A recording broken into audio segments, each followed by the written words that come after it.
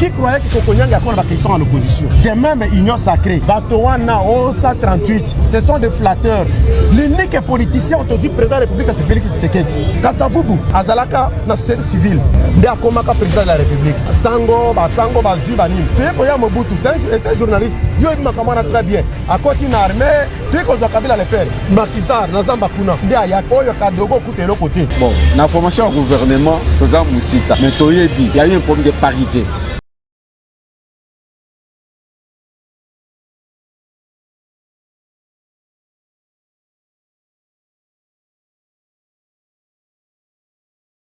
Mbote bandeko ya Congo Presse Live TV, na pesi bino mbote partout bosika bozali, chers internautes, bino ba oyo bolandaka biso pe bolingaka biso, na souci toujours à informer bino, yango tozalaka toujours na souci à kokitaka sur terrain pour na ozela bino ba information. Le lot tokiti sur terrain pour na koluka sous ba information. Oyo eza ko se faire fâcher d'une part ou d'une autre. Tobi bien que ezali sorti bongo ya gouvernement ya Sama Lukonde. Deuxième gouvernement, Banda, président de la République Fachi, Azana pouvoir, et tu Mbongo le lundi passé, le 12 avril, et divisé opinion congolaise. Sur ce, Yango Tokiti Nakati ya Mabele à base ya IDPS à hôtel de ville, pour couper cela na elongona ba combattant, couper cela elongona président ya base, président Marcel, président Che Guevara, bandek babenga kaye, tout ça pour na ko solo la naï. Vraiment, abonnez-vous massivement à la chaîne Nabino Congo Presse Live TV. Moi, humble serviteur Nabino, Dieu merci Mouchindo, na quitté sur terrain pour nos labino d'informations au Bolingaka. Sans plus tarder, nous présenter invité Nanga Tongo Lelo, comme on a président Marcel Che Guevara Chisambo. Bonjour. Bonjour. Papa Marcel Boni. Madame. Toyoka Sango na moi mingi. Che Guevara. Pourquoi Che Guevara? Alors qu'il y a un ancien président Che Guevara, président Kabila. Vous avez dit Oh. Che Guevara est un révolutionnaire. Okay. Jamais un assassin Che Guevara. Jamais. Ceux qui sont fanatiques de Che Guevara, leur problème. Che Guevara, moi, c'est quoi? Parce que j'ai plaidé que solution Mbogoyo est le par une révolution. Mais lui, il voulait se cramponner dans le pouvoir. Abomi na manière na nyonso. En fin de compte, na pression n'angai, na pression extérieure. Il est parti, il est oublié. Che Guevara sur base de quoi? Parce que c'est un assassin. Che Guevara n'a jamais tué. Le Che Guevara qui était à côté de Laurent Kabila, il n'avait jamais tué. Abomaté, mais il a abomi autant de fausses communes pour retrouver le pouvoir dans Malembe. Comment il est Che Guevara? Bon, papa Marcel. Tu as qui ou le polele ou banga et le côté. Et le monde a se plaint pas non parce que ou le vérité.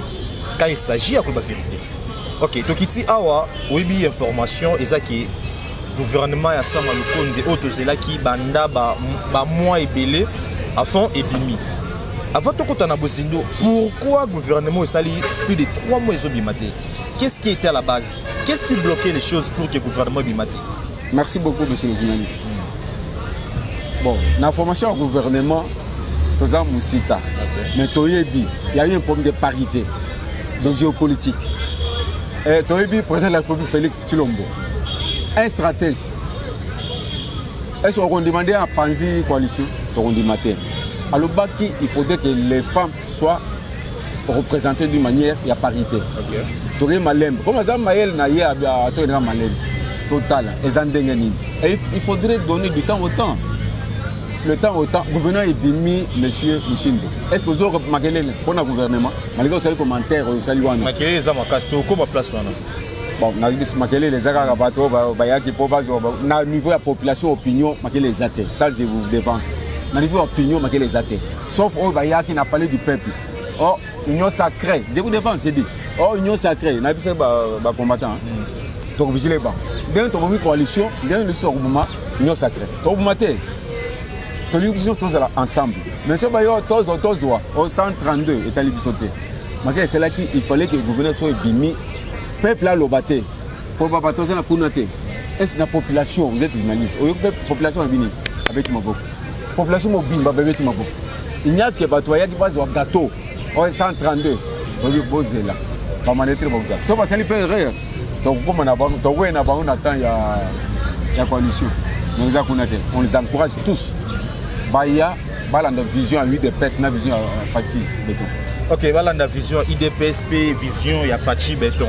Mais la vision à IDPS, Penza Makasité, parce que vous avez pour gérer ensemble.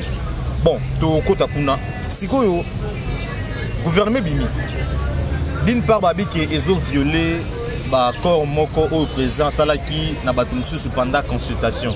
Que boya na okozala boye, okoma boye, okozwa boye. Na ko rappeler peut-être aux Salaki l'émission et les cas na Salaki j'avais même prédit que gouvernement ta soke bimi peut-être créer ba fissure makasi. Ba mécontent ba ozala ba créer côté na bango ba content ba kozala ba soutenir ainsi de suite. Lelo oyo ba to balbi ki Fachi à décevoir bango parce que ba leader politique na bango basati. Merci beaucoup, monsieur le journaliste. Bismo Batutobunda auprès de leaders charismatiques. Parce que c'est lui le modèle. Etienne Tshisekedi. Ok. Dans toutes choses, je suis mécontent, je suis mécontent, mais aujourd'hui, on a déjà Marc Kaboul, expert politique, il a tiré de Moulumba. Héros vivant. A rassemblé 300 députés. Bon, c'est la calme. Bon, calme. Il y a des mandataires. Mais des fois, c'est oh, bah, il y a qui pour passer la magamna bango et tali bango. Tobi, je l'avais dit, hein. Oh, union sacrée, to vigilant bien. Bah, il y a ça la nini, bah, il y a un gâteau, magama gâteau, ils ont kunate. Tout ça, la vision à peuple, tout aider la population congolaise par rapport à la vision. Le président de la République, il leur dit clair, je suis humilié. Je suis humilié. Parce qu'à la coalition avec Satan. Tobo, Satan, Zambe ne peut pas coaliser avec Satan. Il dit non, Moto, à quoi changer.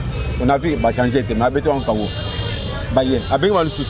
On a piégé sur Boya. Lorsqu'on va se aventure, il avait bien prédit, pas nous. Allez, si la crise persiste, on a un bureau, on a 132, on a 500. Mais Jean-Marc Kaboul, un stratège politique a dit les 300 et l'Union serait boya. Pour vendre calme. On a 500. 132, on n'a pas peur de quelqu'un. Puisque on sait qu'on ne va pas changer la mentalité, on va travailler pour la vision du chef de l'État. Sauf que y a un côté. Dans un État, lorsqu'on dit État de droit, vous êtes monsieur le journaliste. L'État de droit peut être remballé. Hein? Ah ouais, ah ouais. Même l'île nous au-dessus de la loi. Parce que c'est le pouvoir de l'UDPS. Ah ouais. Topessièrement. Tenant compte aussi de l'extérieur. Zouakaka, Salabou. Mais lui, parce qu'il est en communion avec le peuple et avec l'extérieur, je pense que nous ne sommes pas ébranlés pour ça. Tous les bango sous le temps. Président Marcel, Bino IDPS, Naïbi qui vous a vraiment la vérité. Sur le CPL, c'est Bino qui vous le baran non. Même les gens qui sont partis na Bino. Nazasi président Marcel, vous appelez na batu oyo zo mona na gouvernement na CPL si ote, PCP basa UDPS. Surtout bazo baza na sima. Ils appellent na ba mitu misu na kata gouvernement na CPL si ote neti nani. Non, merci beaucoup. Merci beaucoup pour j'ai dit ceci. Mutu nyonso akoko se repentir. Les lois qui m'appellent lobby, je prends un changement. Okay. Je commence d'abord par Mbosso et Barati. Je me dis, mais Mr. Bundiawa, comment Batouan va nous faire là, le sous? Mais lorsque Moutatou Beli, il a changé, mais le gouvernement Moutatou se binoté. Je suis content de moi personnellement, je suis content de tout le monde. Parce que, Oya Kalabakei, on a discuté avec mes compagnons. Mouton est autant. Il y a un, Yves, beaucoup. Azongi, on ne sait pas pourquoi, malheureusement, heureusement, on a scindé le ministère, l'être pour la jeunesse. Mais dans le gouvernement, parce que le peuple est avec nous. Bon, le peuple est avec vous. Comment expliquer c'est-à-dire ce sont des personnes qualifiées, habilitées, compétentes, qui ont toutes les capacités possibles pour développer ce secteur-là. Bon, si je cite, je vois le commerce extérieur, je vois Jalicien Boussa, Yé Kaka, depuis Kabila, Fachi, Yé Kaka. Voyez-vous pas que... Je sais pas. Merci Pourquoi beaucoup. seulement lui à ces postes-là? Merci beaucoup. Attends, tu as idée parce que ça poste on a Merci beaucoup. Tokabouli ba ministère. Oh bazongi le chef de l'État.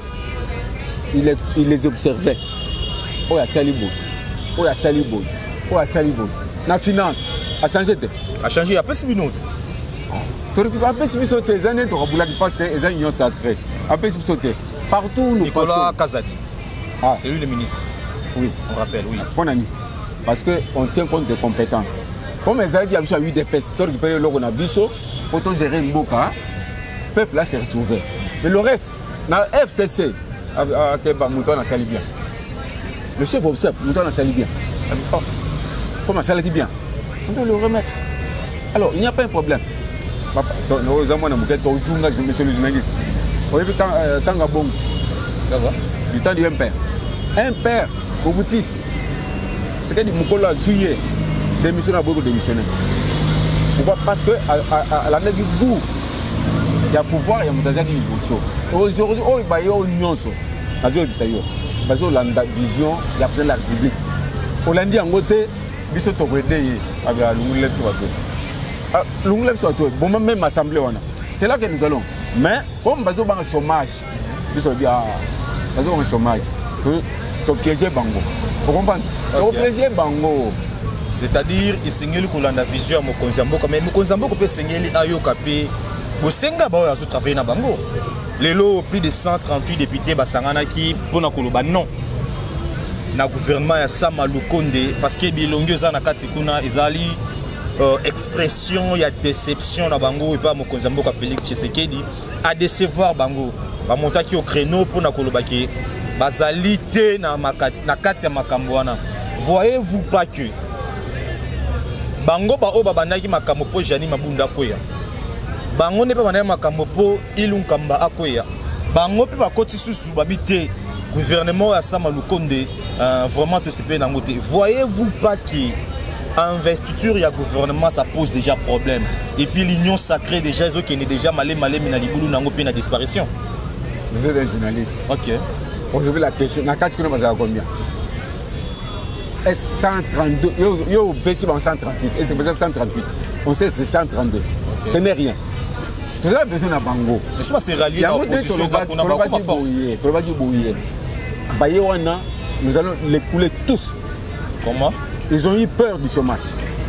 L'Union sacrée, il y a une banque. On a le chef a piégé Bangote. Vous avez allé observer le chef. On a Bango. So, Bani Mindondo, mais d'abord, il y a une minorité. Hollanda qui moi, maillé les gens à Kaboul. À 500 millions, 300 députés. Hollanda qui des journalistes. Oui, je sais. Il y a des mandataires. Avant de se faire en calme. Lui, soit combattant, tu vas calme. On va calme. Tu vas calme. Mandat au Tshisekedi le Félix Alobagni. On va être clair. Transition sans M. Kabila. Et aujourd'hui, nous sommes dans une transition sans M. Kabila. Vous venez nous poser des problèmes. Pour rendre Kabila place à Zali, ça c'est une bonne autre affaire. Sauf aujourd'hui, pas Kabila, ils vont se demander qu'est-ce que Kabila leur apportera. Un point. Félix a lobby clair. Boya, Union Sacrée Yangoyo, pour travailler dans la vision. Et ça, tout Kabula gâteau. Gâteau. C'est Mouchindo? Oui. Vous pouvez accepter, moi, attends. Vous pouvez accepter que Kingormois, ça c'est le Salangana avant d'année avant. Non. Ngobila, qui a tué, excusez-moi le terme. Si c'est pas lui. Oui, je passe les termes parce que vous êtes combattant. Non, il a tué à Yumbi, n'est-ce pas? Ok. Mais il est gouverneur ici, non? Il est gouverneur. Et nous, ici, place de Salam Matin à Tshisekedi, c'est ici. Je crois que vous étiez à Kinshasa. Oui, Matin. Oui. On a les lots bateaux, ils sont en train de bénéficier de choses. Bon, la non-violence nous éduque à aimer les autres par rapport à vos intérêts. Okay. Mais lorsque tu as décidé que ils vont tous partir. 132 ou 138 ils doivent revenir à la région. Parce qu'en politique, qui croyait Mabouna? Qui croyait qu'Abouna rejoint les sources? Jean-Marc, premier vice-président. Qui croyait? Mais politique autre bête en a eu de peste. Il y a eu ça Batika Makelele. Est-ce que travailler ensemble avec le chef de l'État pour la vision du peuple congolais? Au contraire, avant qu'il ne soit tard, avant qu'il ne soit tard. Parce que l'église catholique s'implique dans le bloc Moko ou Italien. Ça, je vous dévance. En bongo, tout ça. Bon, ils vont pleurer. Ils vont pleurer lorsque le peuple va se prendre en charge. Ça, ce ne serait pas l'UDPS. Oh, l'UDPS, le peuple comprend mieux qu'est-ce qui se passe. Il y a eu un moment où les églises catholiques battent tout le monde. Bien que vous êtes jeune, mais allez demandez à monsieur qui va vous dire. Donc, gratuité scolaire, non? En bongo, azotélé. Sur le azotélé. Sur le qui est-tu? Félix a vendu na kit ya pape. Félix a vendu pape a tiki kit Félix a vendu. Un cadre hier habité. Je sais ce qu'il fait. Quand est-ce qu'un bongo a vendu na kit? Quand tu vas vendre na kit, on verra. Bon, ça c'est la politique. Ça, on est à la politique à RDC. Au-dessus qu'on évoque le Kamoko au lobby qui est Bazong a raison, les 132 députés là. Voyez-vous pas que les 132 revendiquent que les présidents reviennent à la raison par rapport à leur convenance? Ils seront quelque part, placer Bango, il y aura 2 ou 3 ministères. Oh, il faut que la Bango.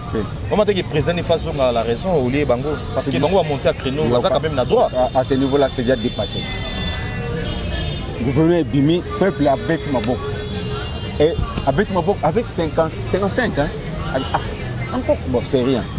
Alors il faudrait que vous venez à Bimatovan, les 132, eux doivent revenir à la raison.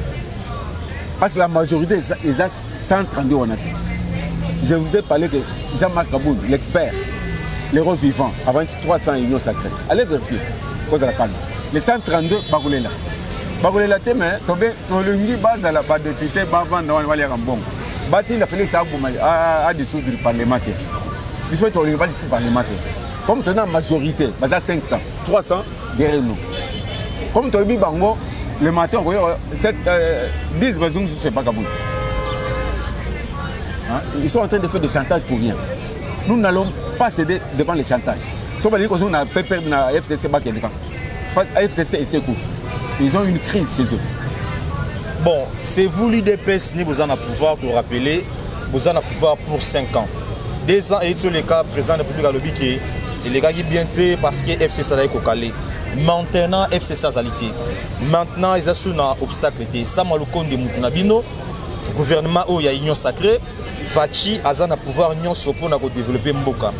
Quelles seraient les priorités des priorités dans le gouvernement où il y a Sama Lukonde? Tu peux signaler que l'insécurité s'accentue dans la République démocratique du Congo. Tu peux signaler que le social s'empirer le sur la carte ya Congolais.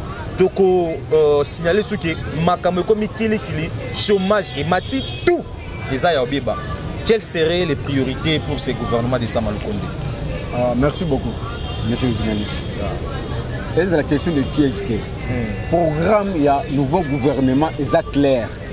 Le social, le chômage, l'insécurité. Ça, c'est le programme du gouvernement. Alors, on est clair. Et moi, ça lobby clair. Parce que moi, je parle en dehors. Nazanet, opposition extra-institutionnelle, tout ça. Non. Moi, je suis peuple, je suis combattant de l'UDPS. Okay. Tant qu'on va nommer le Premier ministre, le gouvernement s'est assigné ses objectifs. Diminuer le chômage, le social et la sécurité à l'Est. Partout ici. Maintenant, nous devons tous en tant que peuple voir est-ce que l'objectif le gouvernement a aussi. Mais je sais avec la vision de l'UDPS à travers Félix et Rossini. Vous allez voir. Vous allez voir. Et nous tous. Oh, Augustin Kabouya lobby, qu'est-ce qu'il a dit? Oh, nous sommes le secrétaire général du parti. Oh, nous sommes tous si parti. Ils ont cru qu'ils vont revenir. Là, je parle. Là, notre secrétaire général. Est-ce que vous dit? Parce qu'ils ont désobéi. Aux ministres, il y a eu des pestes, ils ont 70%. Ils ont 70%, ils ont fait un parti. 30%, ils ont eu. Et Félix s'est rendu compte que les combattants étaient sur Libanda. Aïe Bagité. Parce que c'est le secrétaire général. Oh, tu as bande Yanin, Lukuta. Mais Babi qui est dans l'IDPS, qui est bien. Comment expliquer les combattants le papa Marcel? Babi n'a qu'à Che Guevara. Mais le gouvernement, bon, tout ça pour ça que vous avez la ministre. Mais à tes Sikamoko Bosengi, nous allons parce que tu as milité. Vous risquez de vivre. Quelle récompense alors? Je vous dis. Sans réponse, vous allez terre. J'ai une base. Récompense, c'est en vue Ezoya. Récompense Ezoya. Mais il fallait la patience. Aujourd'hui, il y a ce qui s'est passé. Et aujourd'hui, aujourd'hui, dans le ministère Nabiso, sont nos combattants. Monsieur Aïbisanga, yo, so à côté sans audience. Bateau va y biso. Diaspora ils allaient être belé. Mais aujourd'hui, nos ministères propres,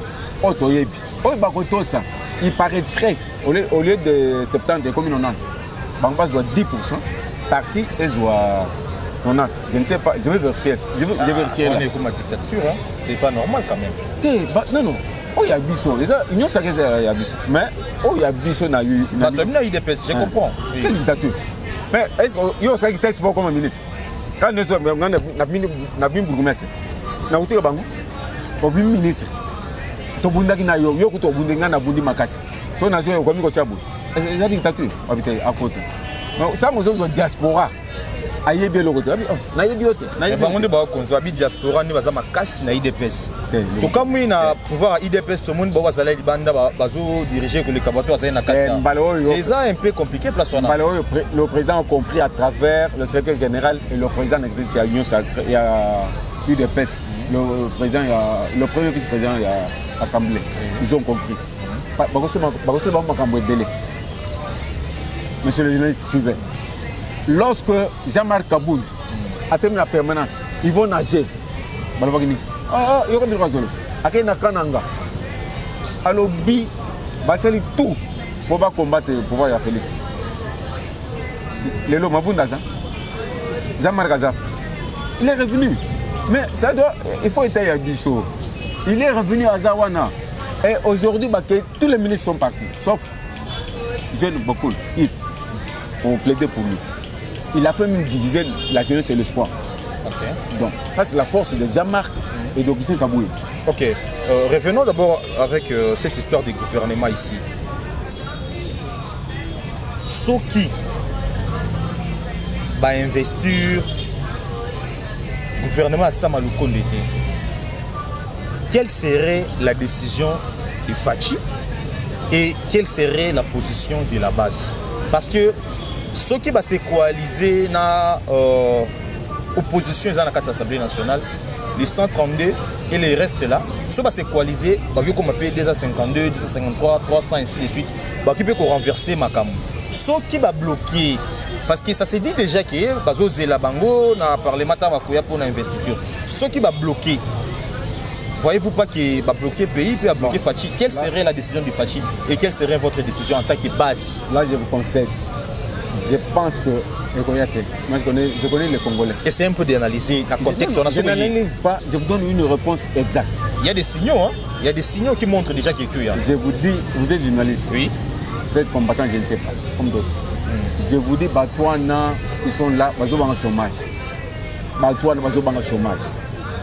Discours à la nation, à chef de l'État, lorsque la crise persiste, que fera-t-il? J'ai dissous l'Assemblée. Babangi Bayembango. Vous comprenez? C'est pas moi. Ça, c'est le chef de l'État. Il dit, lorsque la crise persiste, j'ai dissous le Parlement. Lorsqu'on parle de si, sinon, c'est-à-dire, cette si-là, c'est au conditionnel. Au conditionnel, extrêmement pété. Parce que chômage des électeurs. Parce que nous sommes pour que le président a dissous le roi. Lorsqu'il a dissous, ils sont 8 de personnes au pouvoir. Nous avons de l'argent. 20 ans, bon, déjà. Mais soit dissoudre, il y a un problème pour nous à pouvoir dans la population à se retrouver. Dans le si, il va se retrouver lorsque la population est grande, la population est mature. C'est pourquoi j'ai dit, parce que nous sommes dans le si. Ni mon dansé mais aboya qui dit ah Facha de sévarier. Il est calme tout ça. Donc il y a un magambo réel sur eux aux Oloba. Est-ce que Batouana va pas dissoudre le Parlement? Parce qu'ils vont revenir. Et sur le terrain, ils vont trouver un commentaire de pêche. Nous allons les chercher partout. Crise. D'abord Batouane. Chef de l'État, vous savez, la constitution dit quoi? On y va et avant l'élection, on change la constitution. Référendum. Une nouvelle constitution. Comme ça, que les parlementaires debout comme nous, tous les belles la majorité il y a parlement. Il y a beaucoup d'argent déjà. Les gens ne comprennent pas. Quand Zoom ça 20 ans, bon Zoom. Nous sommes à Zoom 14 millions. Croyant que Zoom c'est il est parti. Vous comprenez? Nous allons revoir le budget. Budget aux autres, c'est comme ce que dit Félix l'a dit à Béatrice avant la campagne. Pour lui, dans 10 ans, il y a 86 milliards. Non, tu peux mettre à 12 milliards. Et ça dit 12 milliards FCC à Boyaki. C'est ça qui saute. FCC à Boyaki. Mais maintenant que nous avons récupéré tout, attendez, tous de la banque, on a un budget de combien? On a caméra Ibak et Zoom. On va respecter l'enseignement. Et Zoom déjà. On va Zoom. On va 14 milliards. Nous on a fait les actions à poste. J'ai répondu. Oui, c'est-à-dire, si on a eu que bien, c'est-à-dire, les 132 députés, mi benzi mupansi pour basa les côté parce que Félix a un argument moko celui d'Akolonga Bango ce qui va meki ko persister pour na côté les investiture il y a gouvernement Sama Lukonde Félix peut a ko destituer to ko poisa assemblée nationale et bazon on a chômage c'est-à-dire d'une part banga Félix et l'autre part aussi Félix pour banga Bango parce que Bango peut ça quand même une force parce que sans Bango lelo Jani Nangazala sans Bango lelo oyo le professeur papa le premier ministre Ilun Kambanga za la lelo mais bango peut contribuer à qui mais lelo comme total ça qui ceux qui va boy longwe wa ça na Félix pour dissoudre c'est comme si j'ai commis kaka na institution bien té voilà vous êtes en train de m'exposer dans le discours il y a président de la République si la crise persiste je vais dissoudre mais il n'y a pas de crise parce que le gouvernement Oyebimi nous avons toujours la majorité au niveau de l'Assemblée. 300 députés. Jean-Marc Avanti Bango. Les 132, Sobaya qui prend un poste est taliban. Mais ils doivent revenir à la raison. Sobaya qui prend un poste, ils doivent se concerter. Combien? Le temps 132 de Bagolongo. Combien Bagoye Panabis? Parce qu'il y a des négociations. Hein, combien Bagoye? Ils vont se retrouver combien là? Base en conscience que nous travaillons pour la nation. Nous sommes des députés. Nous avons un salaire. Salaire, nous avons un mandataire. Mais en attendant ce mandataire, nous sommes dans une transition sans M. Kabila. Et Bongo, les 5 ans, bon, prochain les soutiens. Les Arabino. Hein? 5 ans, les Arabino. Oui, c'est ça. Mais attention, qui est vraiment 2023, Félix. Félix a eu des pertes. Félix a initié le pouvoir pendant 10 ans. Ah bon? Mais ça, c'est nous. Mais la mission qu'il a avec l'extérieur, mais pour nous, en tant que démocrate au Bouliao, 10 ans. Le contenu de ce qui se passe. Monsieur le journaliste, il y a une élection sans carte d'identité. Non. Non. Tu le là qui a l'autre fois d'émission passée. Vraiment, les Cambouana, il y a une division d'opinion. Faut aussi comme Cambouana. Nous sommes politiques. Ce que nous c'est l'UDPS qui va organiser les élections libres et transparentes. L'UDPS, il n'a pas cité le nom de quelqu'un. L'UDPS organiser les élections libres et transparentes. Combien j'étais biso na fleuve bidouane mike combien na mkono na yo na permanence batumbi sauter. Et aujourd'hui il y a divergence entre Chaleur avec Chadari. Ça ce n'est pas nous. Toye boye, to le aura pouvoir. Bon ça va. Bon ça la bandela ça la opposition na yo ndeng Kabila Laurent Alba ko bandela mandok biso za mandok te. Yo zo to ko encadrer yo. Ozo lukanini. Excusez-moi, pas prêter serment. Parce que nous prêter serment. Ok. Papa, le président plutôt Marcel, Che Guevara, combattant un solo, combattant un Makila. Pour la dernière mot, on a chance ni au ligne de ça, aux OPS dans le gouvernement Sama Lukonde en 2 mots. Chance ni pelo ni aux Zela, le gouvernement Sama Lukonde a relevé comme défi pour pouvoir Nabino et ça beaucoup plus. Bon. Solidifier en termes de confiance. On le dit dans 2 minutes. Hein. Dans 2-3 mots. Sama Lukonde, ce n'est pas le pouvoir de l'UDPS. c'est la transition. Oh, moi, nous ferons transition sans M. Kabila. Lorsqu'il va commettre encore une erreur, il va partir. Mais il y a des objectifs clairs. Chômage, social, insécurité. Nous sommes sacrés pour vigiler les banques.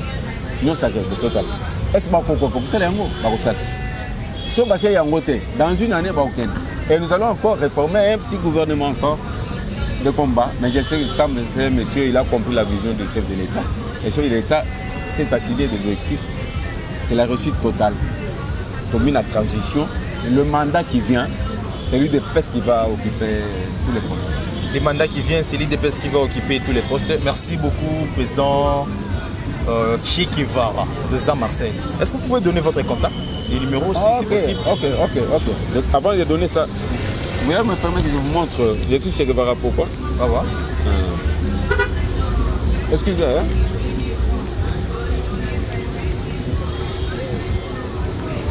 Là, vous comprenez, hein, nous sommes en direct. Ah, oui, nous sommes en direct. Le président veut nous montrer pourquoi il est appelé Che Guevara. Vous pouvez nous prouver? Je m'appelle Che Guevara, ce n'est pas par erreur. Ok. Che Guevara, c'est parce qu'on a fait tirer, hein? Oui, ça, c'est moi. Montrez là-bas. Oui, parlez. C'est comme plus que Tshisekedi de Moulumba le vieux, bien craqué.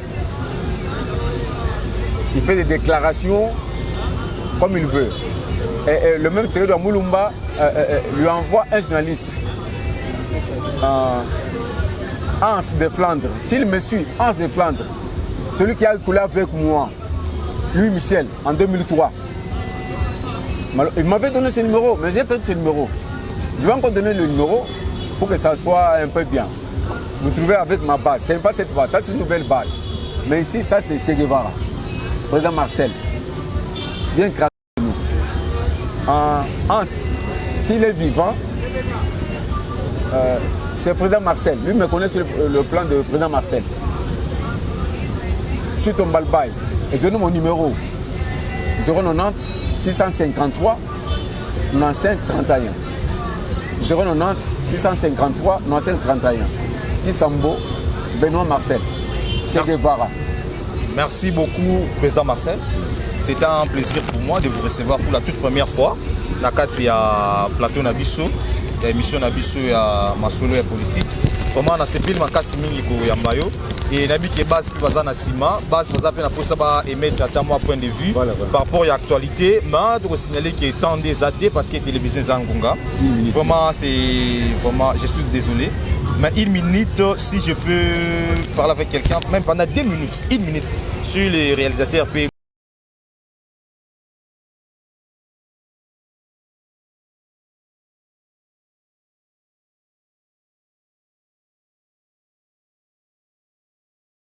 Ouais, de Kombote.